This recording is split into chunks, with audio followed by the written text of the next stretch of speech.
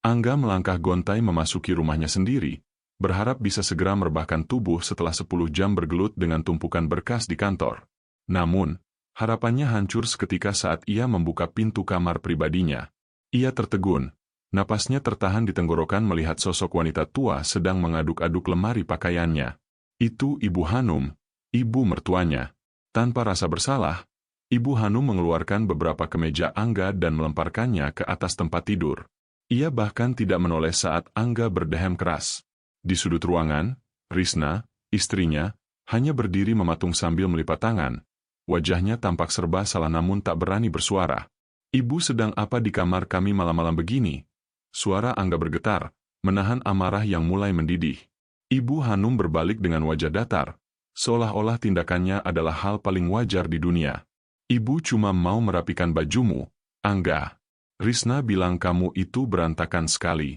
Lagi pula, kemeja semurah ini tidak pantas dipakai kalau kamu mau naik jabatan. Besok ibu akan belikan yang baru dari uang tabungan Risna." Darah Angga berdesir. Tabungan Risna adalah hasil jerih payahnya juga yang ia sisihkan setiap bulan. "Ibu, ini area pribadi kami. Tolong hargai privasi saya," tegas Angga, matanya beralih ke Risna. "Dan Risna, bagaimana ibu bisa masuk? Aku sudah kunci pintu kamar sebelum berangkat tadi." Risna menunduk, menghindari tatapan suaminya.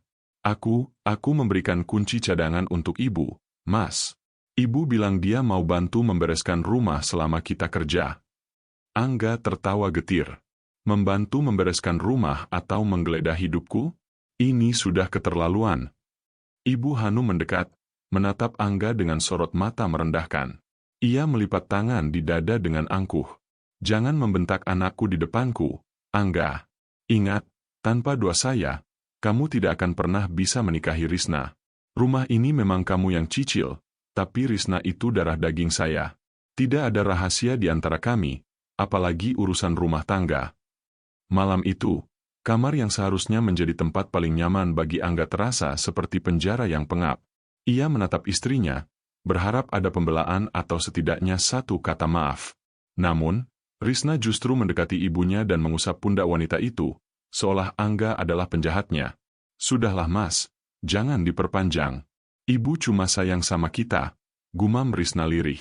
Angga terdiam, hatinya terasa perih seperti disayat sembilu.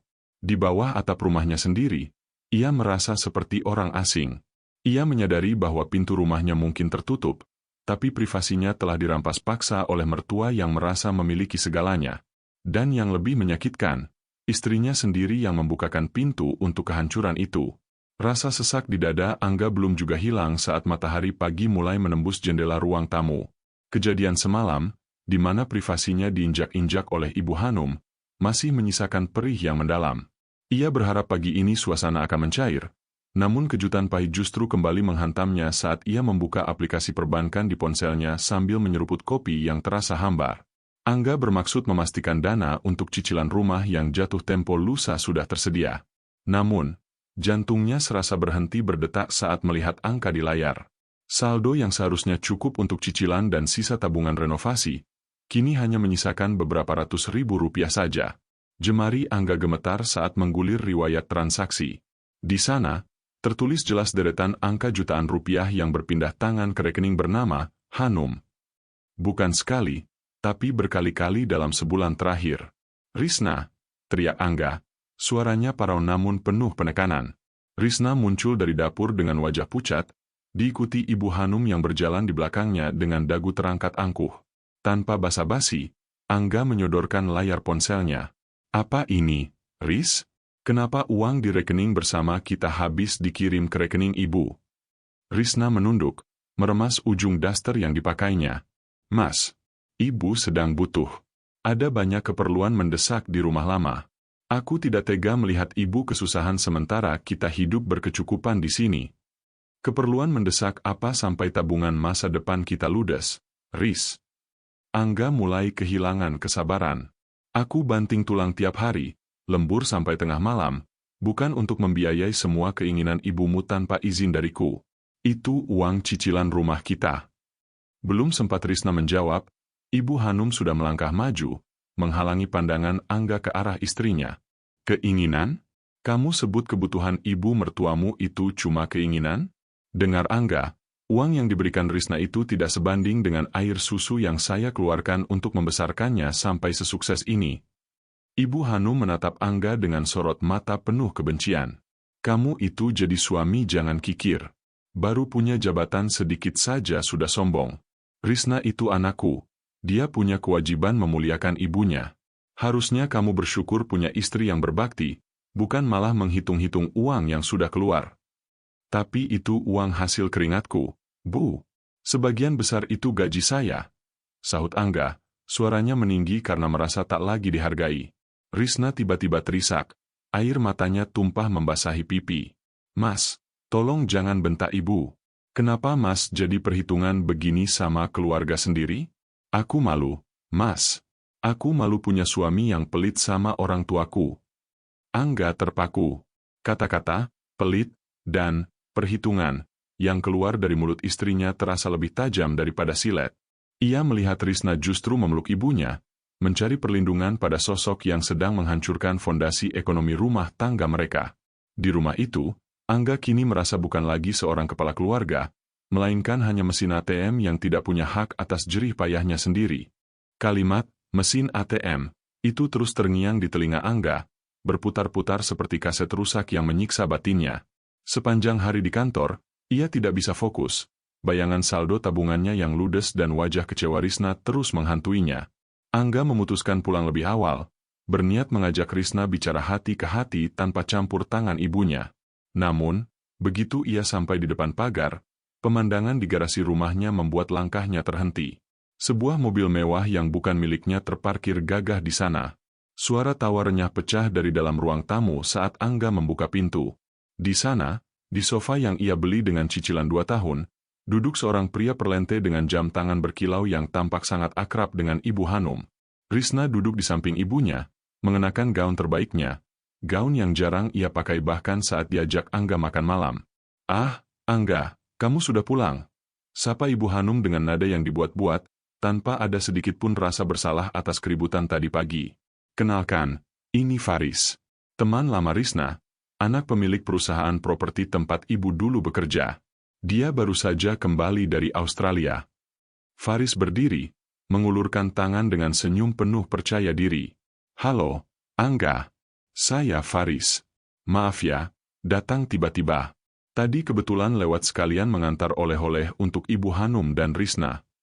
Angga menjabat tangan itu sekilas, merasakan hantaman telak pada harga dirinya. Di atas meja, berserakan tas belanja dari merek ternama dan sebuah kotak perhiasan yang terbuka. Ibu Hanum dengan sengaja memamerkan kalung emas yang kini melingkar di lehernya.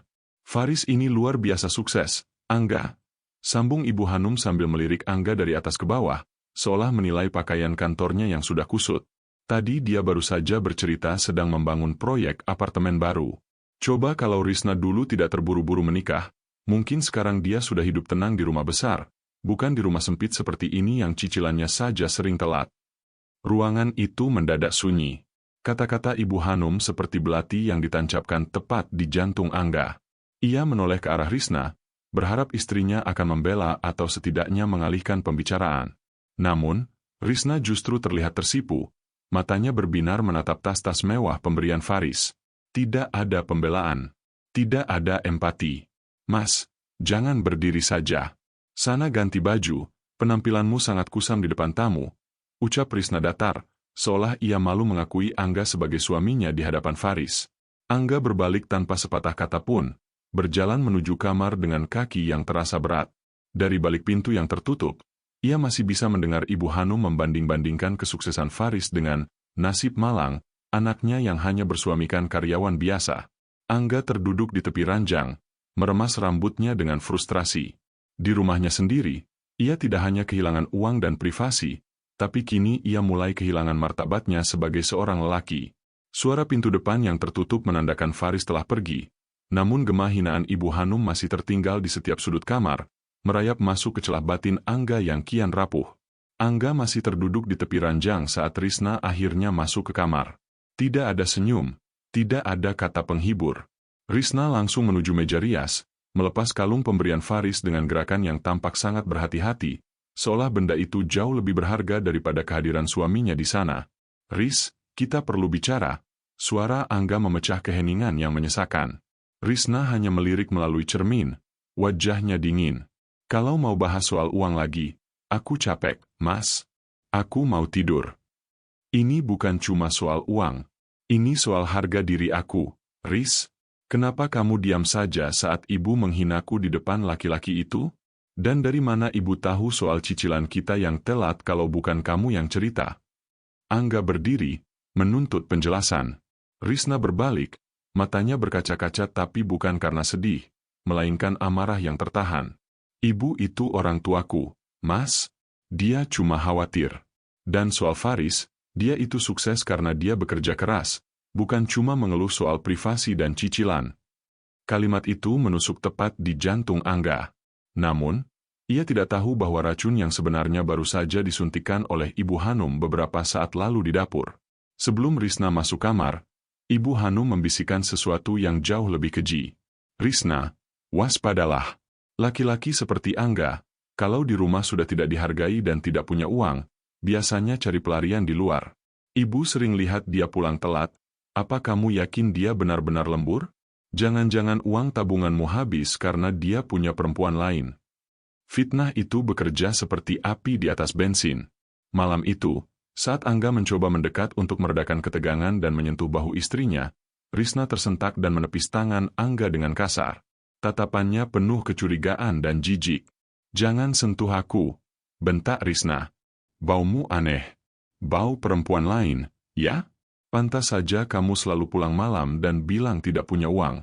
Ternyata kamu habiskan untuk orang lain, kan?" Angga ternganga, lidahnya keluh. "Apa? Riz, kamu sadar tidak apa yang kamu katakan? Aku lembur demi menutup lubang tabungan yang dikuras ibumu." "Alasan?" teriak Risna sambil menarik bantal dan selimutnya. "Mulai malam ini, kamu tidur di sofa. Aku tidak sudi seranjang dengan laki-laki pembohong dan gagal sepertimu." Risna membanting tubuhnya di atas ranjang, membelakangi Angga dengan isak tangis yang dibuat-buat, persis seperti gaya drama ibunya. Angga berdiri mematung di tengah kamar yang kini terasa asing. Jarak antara dirinya dan Risna di atas tempat tidur itu hanya beberapa sentimeter, namun rasanya seperti ada jurang kematian yang baru saja digali oleh ibu mertuanya. Malam itu, Angga melangkah keluar kamar dengan hati yang hancur berkeping-keping, menyadari bahwa istrinya bukan lagi teman hidupnya, melainkan senjata tajam yang kini diarahkan tepat ke jantungnya. Sofa ruang tamu yang keras dan sempit itu menjadi saksi bisu betapa rendahnya harga diri Angga di rumahnya sendiri. Tulangnya terasa kaku, namun rasa sakit di hatinya jauh lebih menyiksa. Saat fajar menyingsing, Angga tidak lagi ingin diam. Ia tidak bisa membiarkan racun itu terus menjalar. Dengan tekad yang sudah bulat, ia menunggu Risna di dapur, membawa sebuah brosur kontrakan kecil yang sudah ia survei diam-diam. "Risna, kita harus bicara. Dan kali ini, ibu jangan sampai ikut campur," ucap Angga tegas saat istrinya muncul dengan mata sembab. Risna menatapnya dingin, namun Angga tidak memberi celah. "Aku sudah sewa kontrakan kecil di dekat kantor. Sederhana, tapi itu rumah kita sendiri. Kita pindah akhir pekan ini, atau rumah tangga ini benar-benar selesai. Aku tidak bisa hidup dengan bayang-bayang ibu lagi, Riz." Risna tertegun. Mulutnya baru saja hendak terbuka ketika tiba-tiba terdengar suara gelas pecah dari arah pintu dapur. Ibu Hanum berdiri di sana, wajahnya pucat pasi, tangannya mencengkeram dada kirinya dengan kuat. "Ibu? Ibu kenapa?" Risna berlari histeris menghampiri ibunya yang mulai limbung. "Dadaku sesak, Riz. Angga, tega sekali kamu. Kamu ingin memisahkan aku dari anakku? Kamu ingin aku mati sendirian?" Suara Ibu Hanum parau, napasnya tersengal-sengal yang dibuat sedemikian dramatis hingga ia ambruk ke lantai. "Ibu! Mas Angga, lihat apa yang kamu lakukan!" teriak Risna sambil memangku kepala ibunya. "Kamu benar-benar tidak punya hati. Ibu sedang sakit jantung, dan kamu malah memberinya ultimatum gila seperti ini? Kamu mau membunuh ibuku secara perlahan." Angga berdiri mematung. Ia tahu ini mungkin hanya sandiwara, namun melihat Risna yang begitu histeris, keraguan mulai menyusup. Ibu Hanum terus merintih, menyebut-nyebut betapa malangnya nasibnya memiliki menantu yang ingin membuangnya seperti sampah. Kalau terjadi apa-apa dengan ibu, aku tidak akan pernah memaafkanmu, Mas. Jangan harap kamu bisa melihatku lagi. Ancam Risna dengan tatapan penuh kebencian yang mendalam. Di bawah tekanan rasa bersalah yang dipaksakan dan tangisan Risna yang pecah, benteng pertahanan Angga runtuh. Ibu Hanum melirik sedikit dari balik matanya yang terpejam, memastikan kemenangannya. Maafkan aku, Bu. Maafkan aku, Ris. Bisik Angga sambil perlahan berlutut di samping mereka. Kita tidak jadi pindah. Aku minta maaf. Risna tidak menjawab, ia terus memeluk ibunya dengan protektif, sementara Ibu Hanum menyunggingkan senyum kemenangan yang sangat tipis, yang hanya bisa dilihat oleh Angga. Malam itu, Angga menyadari satu hal yang mengerikan. Ia baru saja menyerahkan sisa harga dirinya demi sebuah pernikahan yang kini terasa seperti neraka yang tak berujung. Permintaan maaf yang terucap dari bibir Angga malam itu ternyata menjadi lonceng kematian bagi harga dirinya. Sejak kejadian serangan jantung palsu itu, suasana di rumah berubah drastis. Ibu Hanum kini terang-terangan memerintah Angga layaknya seorang pesuruh, dan yang paling menghancurkan hati Angga adalah melihat Risna, wanita yang dulu begitu lembut dan penurut, kini bertransformasi menjadi bayangan persis ibunya. Setiap pagi, tidak ada lagi aroma kopi atau sarapan yang disiapkan Risna. Angga sering terbangun mendapati dapur kosong dan meja makan yang berdebu. Risna lebih memilih menghabiskan waktu di kamar ibunya, berbisik-bisik, atau pergi ke salon dan mal menggunakan sisa uang di kartu kredit Angga. Saat Angga mencoba menegur, jawaban Risna kini selalu setajam silet. Kalau mau makan, ya beli sendiri, Mas. Aku capek mengurus rumah terus. Kamu pikir jadi istri itu gampang? Apalagi punya suami yang kerjanya cuma bisa mengeluh seperti kamu. Cetus Risna suatu sore saat Angga baru pulang kerja. Ia sedang sibuk memoles kuku, sementara lantai rumah tampak kotor tak tersentuh. Ris, aku baru pulang lembur. Aku lelah. Apa sesulit itu memasakkan nasi saja? Suara Angga bergetar karena menahan lapar dan kecewa. Risna mendongak, menatap Angga dengan tatapan merendahkan yang sangat mirip dengan sorot mata Ibu Hanum. Halah, lembur terus tapi hasilnya mana? Gaji kamu itu tidak seberapa dibanding stres yang aku alami menghadapi sikap pelitmu. Lihat Faris, dia tidak perlu lembur tapi bisa membelikan ibunya perhiasan tiap minggu. Dada Angga terasa sesak. Nama Faris kini selalu diselipkan dalam setiap perdebatan mereka. Risna mulai berani bersolek cantik, mengenakan pakaian-pakaian mahal yang entah dari mana uangnya, hanya untuk pergi keluar bersama ibunya.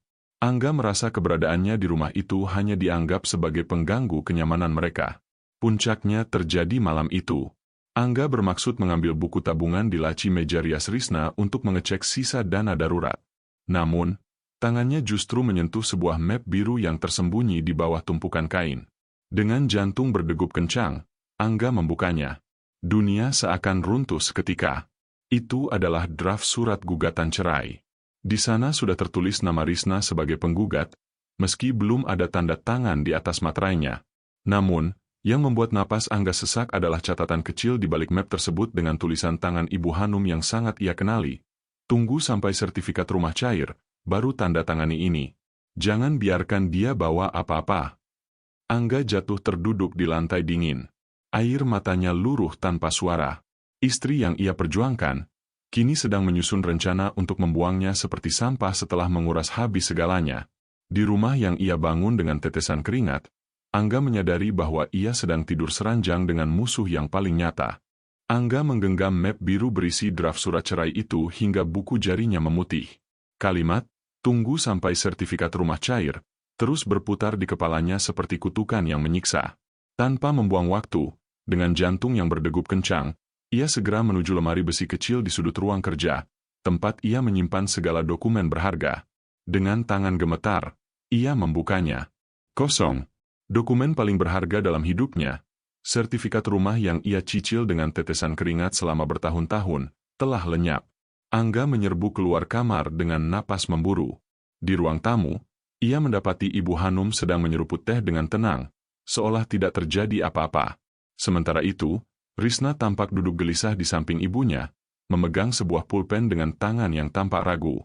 Di hadapan mereka, duduk seorang pria asing berwajah kaku yang memegang selembar kertas bermaterai. Di mana sertifikat rumahku? Suara Angga menggelegar, memecah kesunyian rumah yang mencekam. Risna terlompat dari duduknya, Wajahnya pucat pasi. Ibu Hanum hanya melirik sekilas, lalu meletakkan cangkir tehnya dengan bunyi denting yang sengaja dikeraskan. "Jangan berteriak di depan tamu, Angga. Tidak sopan," ucapnya dengan nada datar yang memuakan. "Aku tanya, di mana sertifikat rumah itu, Bu? Dan siapa orang ini?" Angga menunjukkan map biru yang ia temukan tadi. "Apa maksud semua ini? Kalian mau menggadaikan rumahku?" Ibu Hanum berdiri, melipat tangan di dada dengan angkuh. "Rumah ini juga hak Risna, Angga. Ibu hanya meminjamnya sebentar untuk menyelamatkan Benny. Adik iparmu itu sedang dalam masalah besar. Dia dikejar-kejar orang karena utang. Sebagai kakak, sudah kewajiban kalian membantunya." "Utang judi online maksud ibu?" potong Angga dengan suara bergetar karena amarah. "Ibu mau mengorbankan atap tempat kita tinggal demi menutupi kelakuan bejat Benny? Riz, kamu sadar tidak apa yang kamu lakukan?"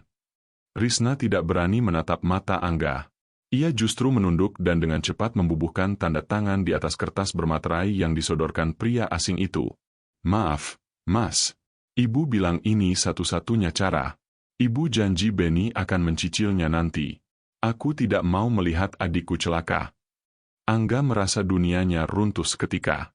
Istrinya sendiri baru saja menandatangani surat kematian masa depan mereka. Pengkhianatan ini terasa lebih menyakitkan daripada 1000 hinaan mertuanya. "Kamu baru saja menghancurkan kita, Riz," bisik Angga, suaranya pecah oleh kekecewaan yang mendalam. Ibu Hanum justru tersenyum puas, merebut kertas itu dan memberikannya pada si pria asing. "Sudah, urusan selesai. Sekarang, Angga, kalau kamu tidak suka dengan keputusan istri dan ibu mertuamu, silakan pergi. Toh, surat cerai itu tinggal menunggu waktu, kan?" Angga terpaku di tengah ruangan, menyadari bahwa ia bukan hanya kehilangan harta dan rumah, tapi ia telah kehilangan wanita yang ia cintai karena racun dari seorang ibu mertua yang keji. Tanda tangan Risna di atas kertas bermaterai itu seolah menjadi paku terakhir di peti mati pernikahan mereka. Angga menatap istrinya dengan tatapan yang kosong, sementara Ibu Hanum dengan cepat menyambar tas ransel dari balik pintu dan melemparkannya ke kaki Angga. Di dalam rumah yang ia bangun dengan tetesan keringat setiap bulannya, kini Angga diperlakukan lebih hina daripada seorang pencuri yang tertangkap basah. "Pergi kamu dari sini, Angga. Bawa barang-barangmu," pekik Ibu Hanum, suaranya melengking penuh kemenangan.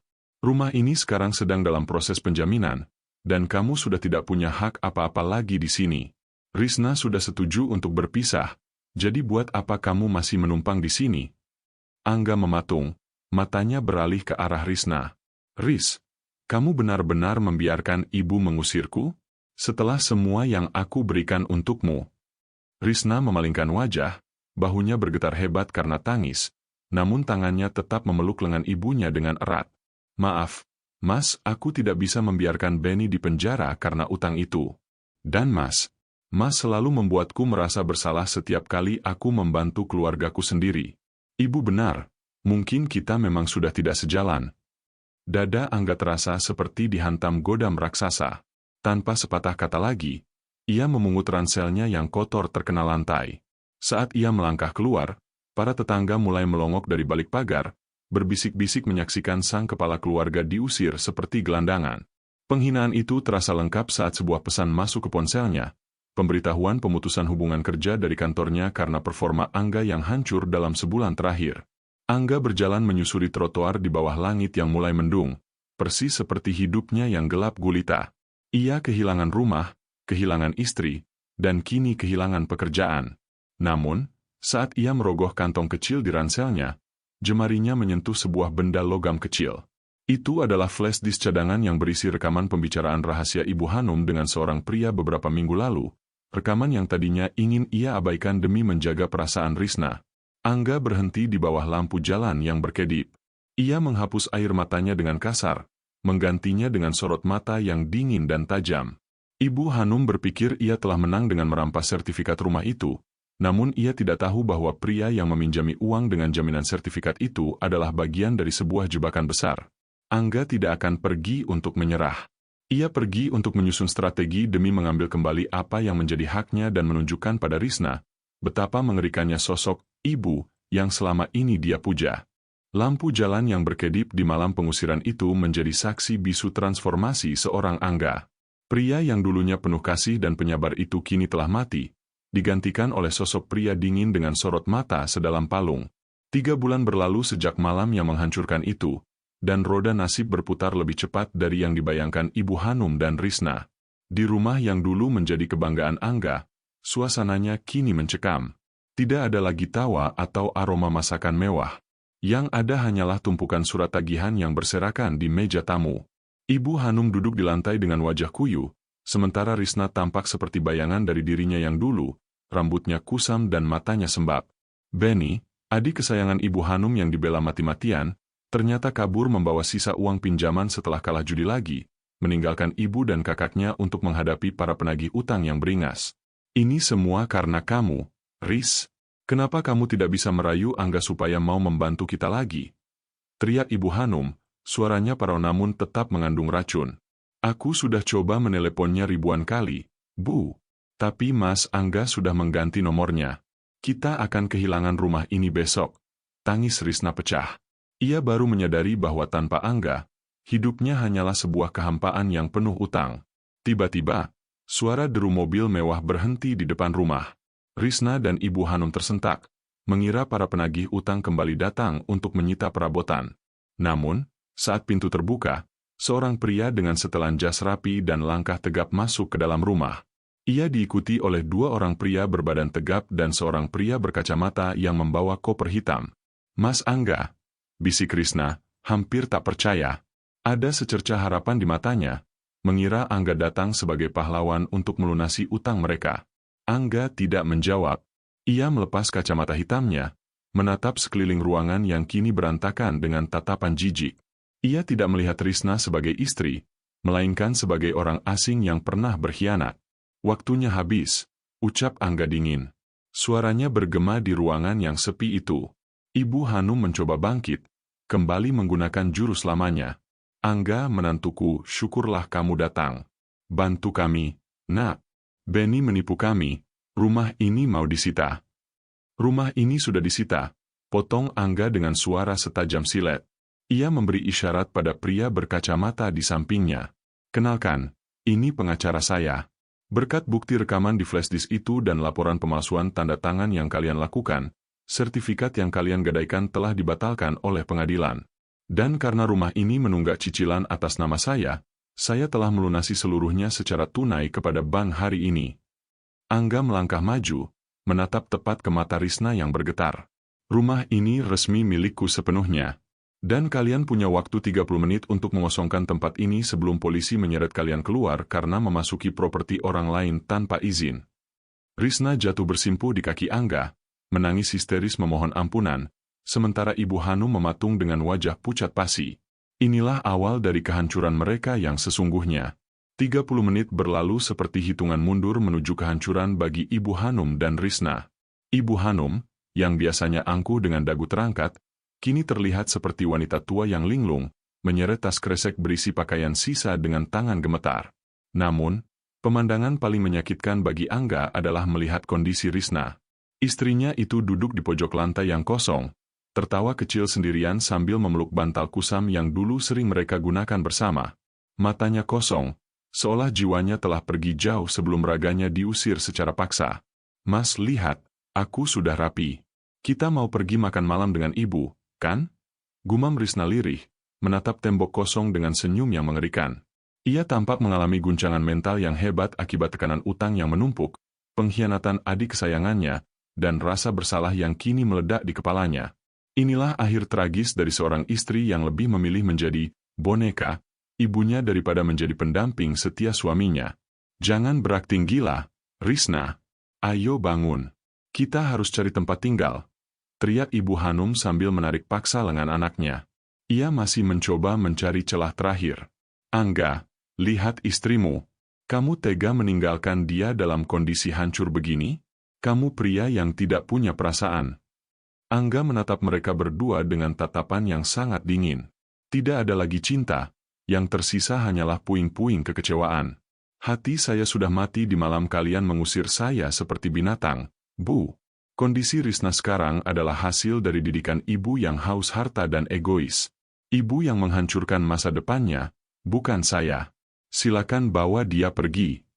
Petugas keamanan kemudian menuntun Ibu Hanum yang meronta-ronta dan Risna yang masih bergumam tidak jelas keluar dari pagar rumah. Saat pintu gerbang besi itu tertutup rapat dengan bunyi dentuman keras, Angga merasa sebuah beban berat yang selama ini menghimpit dadanya lurus ketika ia berdiri di tengah ruang tamu yang sunyi, menatap draft surat cerai yang sudah ia tanda tangani di atas meja. Angga tidak merasa menang.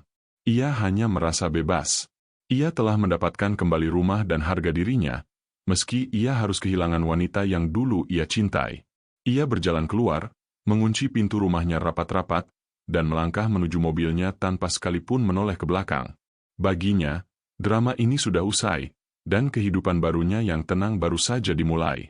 Kesimpulan, kisah Angga dan Risna menjadi pengingat keras bagi kita semua.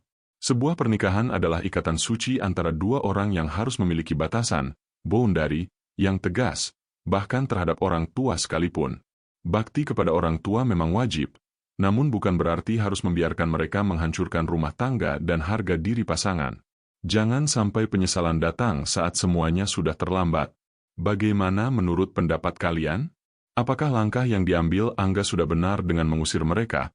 Ataukah dia terlalu tega meninggalkan Risna dalam kondisi mental yang tidak stabil?